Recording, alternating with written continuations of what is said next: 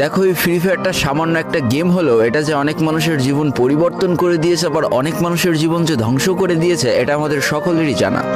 তবে সামান্য এই গেমটা যে গোটা একটা পরিবারকে আবার নতুন করে জীবন দান করবে, এটা আসলে সকলের অজানা ছিল। হ্যাঁ বন্ধুরা, আজকের গল্পটি এমনই একটা পরিবারকে নিয়ে যারা এই ফ্রি ফায়ার গেমটাকে একেবারেই সহ্য করতে পারতো না, বরং তাদের সন্তান যখন এই গেমটা খেলতো তারা আরও উল্টো বকাবকি করতো।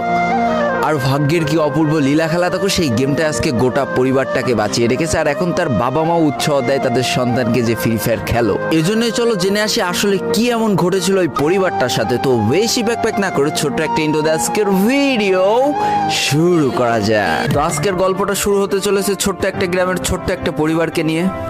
বাবা মা এবং তাদের দুই সন্তান অর্থাৎ দুই ভাই, ছোট্ট একটা পরিবার, খুব সুন্দরভাবে তাদের জীবনযাত্রা চলে যাচ্ছিল। বড় ভাই একটা কোম্পানিতে লেবারের চাকরি করে, বাবা কৃষিকাজ করে, আর তাদের ছোট সন্তান অর্থাৎ ছোট ছেলে কিন্তু ক্লাস 8-এ পড়াশোনা করে। দারিদ্রতার বেড়াজালে আটকে পড়া পরিবারকে সাপোর্ট দেওয়ার জন্য তাদের বড় ভাইকে খুব অল্প বয়সে কাজে চলে যেতে হয়েছে।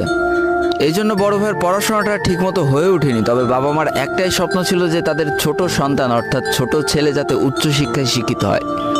এই জন্য বাবা কৃষিকাজ করলেও সারাদিন মাঠে তুমুল কষ্ট করে এসে বাসায় যখন এসে দেখতো তাদের ছোট সন্তান পড়াশোনা করতেছে, সমস্ত কষ্ট এক চান্সে দূর হয়ে যেত।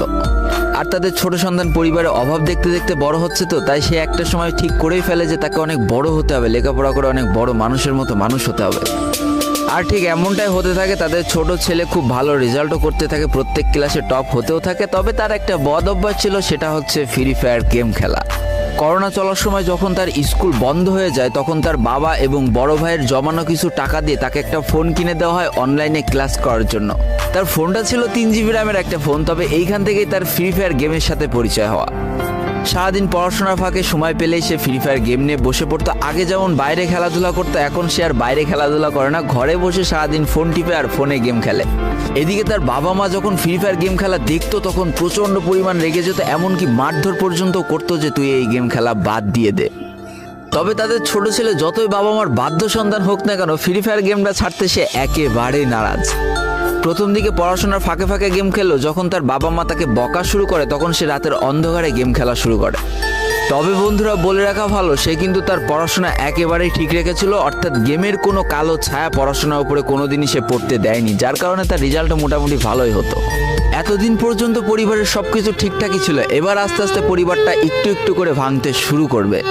পরিবারের সকলের সম্মতিতে পরিবারের বড় ছেলের সাথে পাশের গ্রামের একটা মেয়ের বিবাহ সম্পন্ন করা হয়। আর যেন বিবাহের কয়েক মাস যেতে না যেতে বড় ভাইয়ের পরিবর্তন লক্ষ্য করতে শুরু করা যায়। এতদিন ছোট ভাইয়ের পড়াশোনা খরচ বড় ভাই আর বাবা মিলে চালিয়ে আসলেও এখন আর বড় ভাই